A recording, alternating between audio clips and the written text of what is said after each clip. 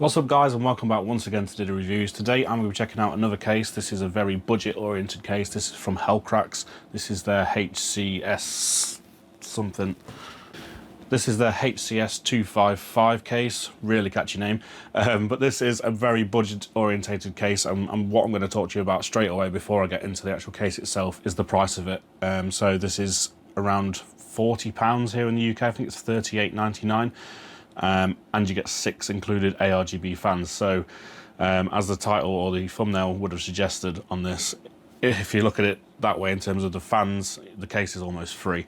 So let's take a look around the case, show you what it looks like, and then obviously we'll do some thermal testing to see how well it performs, and we'll carry on from there.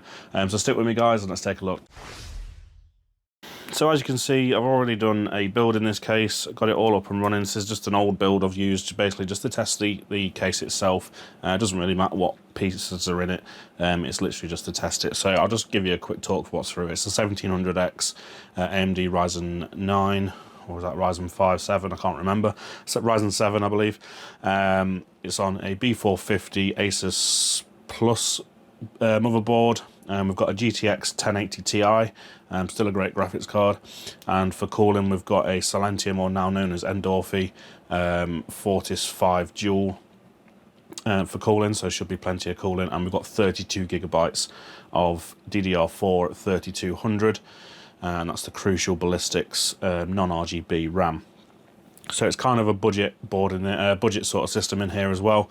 And for power supply we've got the Be Quiet Pure Power 650M, so 650 watts, more than plenty enough for this system. So let's take you through the case. As you can see, like I say, it's got RGB fans included. There is 6 of these, so it's absolutely fantastic. Plenty. If you're looking for a budget build, you're not going to spend any more on fans for this, and should do a decent job, I would have thought. Now we'll just talk about these fans in terms of the specs while we've got it here. So they're not like high speed fans, high static pressure fans. They are literally just pretty much basic fans, to be honest with you. And they go up to about 900 RPM, so they're really slow, so they should be quite quiet.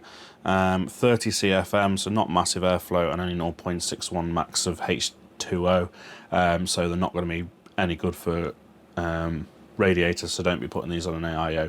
They will work, but they won't be brilliant, so just bear that in mind. This is probably going to be case suited for air cooling more than anything.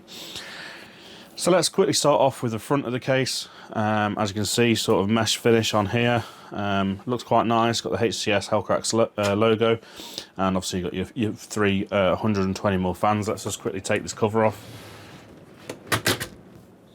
So the cover just pops off nice and easy and exposes the fans there. And as you can see, we have actually got a dust filter in here, quite a fine mesh. How good the airflow is through that, I'm not sure.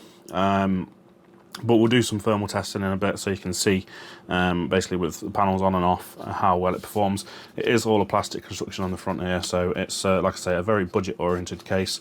But in terms of airflow, you've obviously got all this front here as well, and you've also got it down the sides as well, so should be plenty of airflow through there. And then talking about the front, like I say, it comes included with 6 fans as standard, so there's 3 up front, 120s, and this can obviously fit 3 120 fans. It can also fit up to a 360mm radiator, but I would advise using different fans if you're going to do that.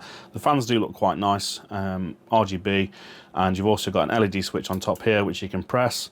Also, one thing I do like about this case is they've included a separate reset switch as well, so you can do both basically. You don't have to have either an LED or a reset switch. You've got both included. You don't have to pick between those, and as you can see, the effects of the fans are actually really nice.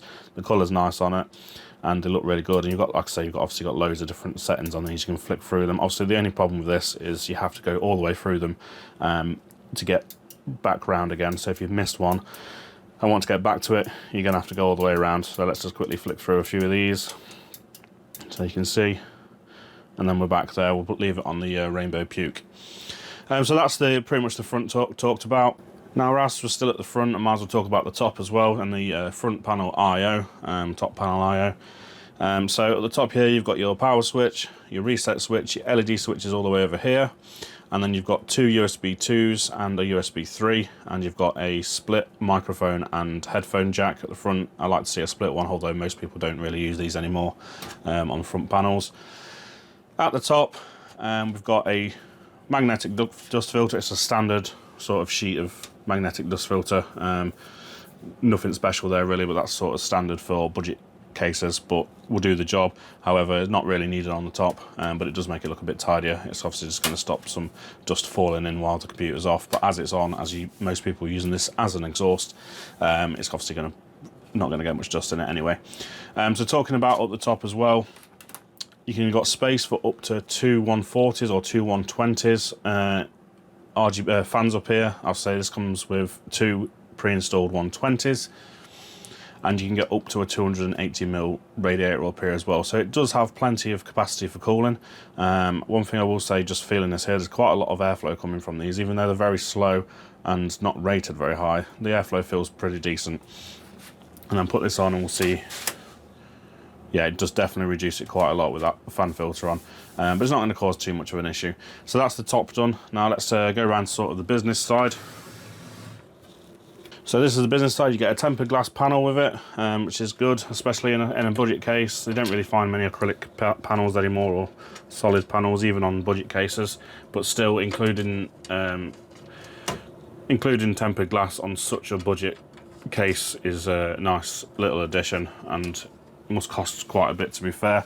In terms of tint, there's not a lot. As you can see, there is a slight tint to it. Just as you can see, I put my hand behind it, there's a very slight tint to that. It's not too bad at all. And then in terms of the internals of the case, as you can see, it is a very small case. There's not a massive amount of room, but again, like I say, you need to bear in mind it's a budget case. So let's talk about the specs of the interior. So as you can see, full size ATX board fits in there, no problem whatsoever. So you can get up to ATX down to ITX if you want to do a sort of smaller board. In terms of CPU cooler, like I say, at the moment I've got the Endorphy or Silentium PC as it used to be called, Fortis 5 dual in here. Dual fans on this was more than enough for the CPU that's in here at the moment, and this obviously fits in just about.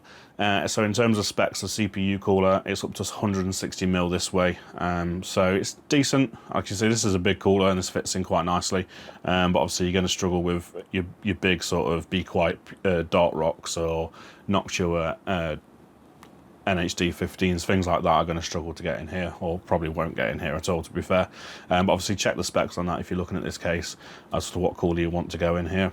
As you can see, like I say, we've got the Gigabyte Aorus GTX 1080 Ti in here. It's my old card from a while ago, but it is a fairly sizable card, and fits in quite nice with plenty of room at the end. But in terms of the actual specifications of the maximum GPU length, it's up to 320mm.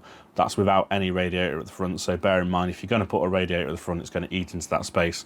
However, people probably aren't going to be putting high-end cards in this, because like I say, it is a budget case. It's going to be for those budget builds out there, people that are wanting to spend, I don't know, £500 to £700 kind of thing on a build. Then this is the sort of case they may look at to save a little bit of money. But like I say, 320mm in total in there. Other than that, there's not a great deal to talk about. There's perforations at the bottom here for airflow, so obviously that bottom fan at the front can get some airflow up there as well. It does look like, although it's not stated anywhere, because it's actually a manual with this, that you could actually potentially put some fans on the bottom here, but you would block off your headers and stuff at the bottom, so it's probably not a good idea to do that. You wouldn't block them off, but it would be probably a bit of a squeeze. And as you can see with the cables for the GPU, they might get in the way as well. But that looks like it's actually a potential you could do that. So if you wanted to add a bit more cooling, then maybe you could. Now what I'll talk about is here is obviously sort of some of the pass-throughs and things like that for cables. So you've got pass-throughs, two pass-throughs down the side of the motherboard here. You've got two pass-throughs there for your cables, not grommeted, but again, that's to be expected in a budget case. Not grommeted, but not too bad at all, and hide the cables quite well. You have two cutouts down the bottom here, right at the back underneath the motherboard to pass your cables through. However, this one over this side, you might not be able to see it on the camera, but there is a little one over this side, is pretty much useless, because when you've got a power supply in there, you actually can't get any cables through. So yeah, there's not really much point of that. Unless you routed them in first, then you'll probably be all right, because you'll be able to get the thickness of the cable would go through, but the thickness of the connector won't. So if you routed them through first, then you could use it. But if you try and route it through afterwards, it's pretty much impossible. Obviously, we have a PSU shroud to cover up all your cables. It does have a little window here. I don't know why companies do this really, because most power supplies aren't particularly nice to look at, and obviously you've got stickers on the side of them that stand out like a sore thumb. But obviously if you had an RGB power supply or one with a screen on it, then obviously that'd show through there. But again, it's not something you'd be putting in a build like this normally, because it's going to be a budget build. And then in terms of the back of the case, you can get up to one 120mm fan. Let's move around to the reverse of the case. Pretty much standard affair really here, not a lot to talk about. As you can see, I'm missing the IO bracket, the IO plate for the back here. It is an old motherboard. I don't know where that is. So you've got 7 slots here, kind of standard, especially in budget builds, budget cases. It's obviously not very big, this case, so you're not going to get, like, bigger cases have normally about 9, but this only has 7, but it's not normally a problem. One thing I don't like about this, but again, I know I keep going back to it, is budget, so you need to bear that in mind when you're looking at these kind of things, is these PCIe brackets here, covers, are just a snap out one, so once they're removed you can't put them back in again. But again, it's not an issue for a case so cheap. And that's all there really is to show you on the back. There's not really much more to talk about. A standard sort of PSU installation. It's not got one of those little brackets, it's literally just push it in from the side and connect it up. Now let's take a look at the other side. So the back as well. I never know what side to call which on this. This is pretty much called the back normally, even though it's not the back, it's the side, but you know what I mean. The back side panel. Undo that, 2 thumb screws to take that off. You're going to notice the cable management I've done isn't the best, but you will see why it's not great. I've literally just stuffed them all in. This is just a test build for this case, so I don't normally spend much time doing cable management, but it's not too bad. So in terms of cable management, you've got tie down points all the way around, everywhere to be fair, so there is actually potential for decent cable management if you spend the time on this, but I obviously haven't. In terms of storage, behind here you've got 2 SSDs can go here, so you can put 2 SSDs down here on this side here. And that is it for SSDs on the back here. It does come with a hard drive cage at the bottom, which I have removed because obviously that eats into where your cables go and things like that. But there is one there if you needed to use it. So you can get 2 hard drives in the bottom as well if you want. So plenty of room for storage really for a lower end system, not a problem whatsoever. And then other than that, there's not really much to talk about. Like I say, cable management isn't the best. There's less, I'd say there's less than an inch, if maybe just an inch of space here, behind the back panel to fit your cables. And as you can see with this power supply, I've got a really chunky 24-pin cable. It's not one of the flat ones, so it was a bit of a squeeze to get that in. Whilst around the back here, actually, I do need to mention the fans that come with the case. So they are not a standard 3-pin 5-volt ARGB. They use sort of a JST connection, and they're all daisy chained together, and have a SATA power connection for the control of them through the switch at the front. So if you want to expand your fans, then I don't know how easy it's going to be. There is a cable somewhere in here which is another JST female connection, so if you got a conversion you probably could just connect it to that. However, there's nowhere else for fans to go really, but obviously that would be useful if you wanted to put RGB to your CPU core or something like that. However, I would advise just use the motherboard headers if you've got them. This motherboard doesn't have them. However, I don't know for definite if this JST connection is for just RGB, because there's no other cables for PWM or anything like that. They are literally just controlled, they're just maximum, that's it. You can't change the speed of them. So I wouldn't advise doing that, and there's no manual for this case to show you how, if it is possible or not. So that's it guys, let's go back up top, let's talk about the thermal performance, and I'll talk about everything else. Right, so now it's time to talk about the performance of this case. First of all, I'll talk about the performance in terms of cooling, and then secondly, I'll talk about sort of the features, what I like and what I dislike about this case. However, bear in mind, again, as I've said many times, it's a budget-oriented case, so please bear that in mind, and I will be bearing that in mind when I make my judgment on this case as to, obviously, things I like and don't like, and whether you can overlook these for the price of the case. I did mention at the start it was like $37.99 or $38.99. I got that a bit wrong, it's $47.99. However, with 6 fans included, it's still a very good buy. So let's talk about the thermal performance first. So as I do with all my case reviews in terms of testing the thermal performance, I do it with basically do Cinebench for 10 minutes, multi-core to really hit the CPU hard, and then I basically do it with the case open and closed to give an idea of obviously how good the airflow is when it's closed up, as you will have it normally. I also do it with do the GPU testing for thermals as well, using superposition. I've used 1440p extreme settings again to see how well it performs. In terms of CPU, I run the CPU cooler at 100%, literally to give sort of just an easy way to keep it standard.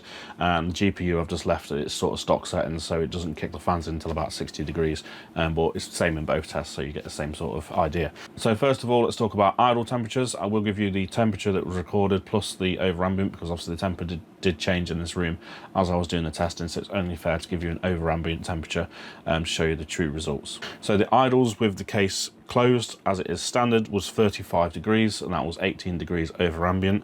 And then the idles with the case open was 36 degrees. However, that was an over ambient of only 16.8, so the temperature got higher in here, but it hadn't got much hot. The testing wasn't much warmer. So as you can see, there's just over a degree difference in there, so not a massive difference in terms of the idle temperatures. So in terms of load temperatures, when the case was closed, it was 59 degrees maximum temperature, which was 40.5 over ambient, and when it was open it was 56 degrees max temperature, which was 36.8 degrees over ambient, so almost 4 degrees different there. So just show there is a bit of difference in terms of the with the airflow on this case. It is a little bit restricted at the front, however, if you wanted to, you could remove that dust filter to get a little bit better performance, obviously at the expense of getting dust in there, but it's not terrible at all in terms of thermal performance. It performed quite well, to be fair. And just to give you an idea of sort of the power that the CPU is using, it's using 130 watt, which isn't a lot. It's not a very power hungry CPU, this 1700X, but just to give you an idea, 130 watt is what it was pulling. Then on to GPU testings. Like I say, we use unit and superposition. Again, did all the same tests. This time I'll include an average, just because it's easier to do it across that. But the start of the test, but it's not really the main one to be focusing on. Really focus on the max temperatures.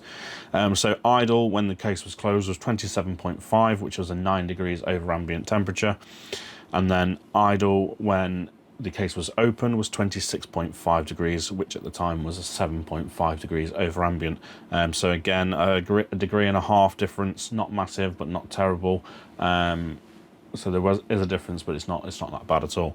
Maximum temperatures 66.4 degrees when it was closed, with an over ambient of 47.6, and when it was open 65 degrees with an over ambient of 45.8, so almost 2 degrees difference there. Again, not too bad whatsoever.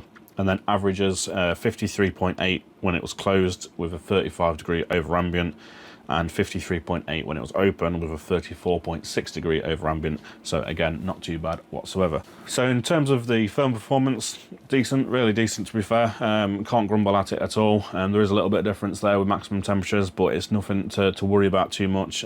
So if you're getting a budget system in this is quite a budget system really in today's sort of standard.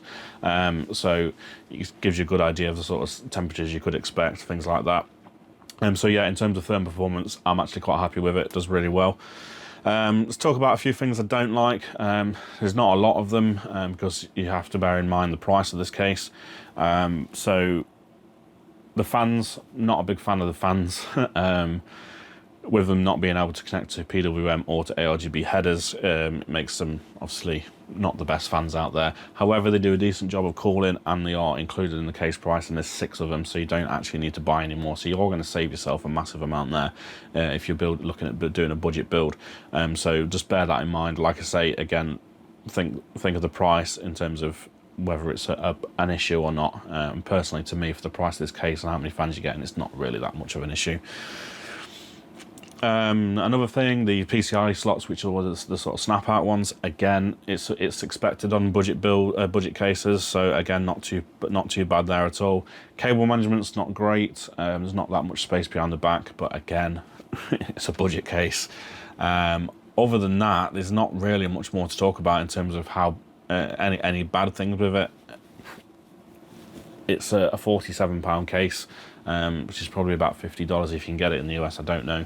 And you get 6 fans included, even if they're only £5 a fan. It's a lot of money. Well, it's not. Sorry, it's not a lot of money. You're saving a lot of money, and it means the case doesn't actually cost that much. So if you think about it, 6 fans at say £5 each, roughly, probably worth a little bit more than that, to be honest with you. Yeah, it's £35 off, so the case is less than like £20. So it's not much at all. So that's what you've got to bear in mind with this case. So my final thoughts on this really are, it's a great little case if you want to do a budget build. I would only recommend it for a budget build. You're not going to want to put high-end systems in here. However, most people aren't going to do that. People that are spending thousands and thousands on a system are going to be spending at least £200 to £300 on a case, probably, because you want to house it in a nice big case or anything like that. In terms of building in it, it's pretty simple, to be fair. There's no issues with it really. Obviously it's a small case, so it does make it a bit trickier than a bigger case, but in terms of cases this size, not a problem whatsoever. Easy to build in, not an issue whatsoever. And that's it, guys, really. That's all I've got to say about this case. Decent case, really cheap, lots of fans included, relatively easy to build in. A few little gripes with it, but again, not too bad at all. So if you're looking at a really budget build, you know, you don't want to spend a lot of money on a case, and obviously you want fans included as well. You want to save some money on fans, then go ahead, have a look at this. It will save you a lot of money on fans, and then obviously if you want to in the future, you can add your own fans and change them over for a higher airflow fans, high static pressure fans, that kind of thing. So yeah, that's it, guys. Thank you for watching. I hope you enjoyed this video, and I hope you gives you some insight. If you've seen this case about, you probably not many people would have, but this might put it on your radar now for a budget build. So yeah, thanks for watching, guys, and I hope to see you in the next video. Don't forget to subscribe if you haven't already. It costs you nothing and it helps me out massively. And hit that like button if you liked it. Hit the dislike button if you didn't. Leave me any comments in the comment section below. See you guys in the next video. Goodbye.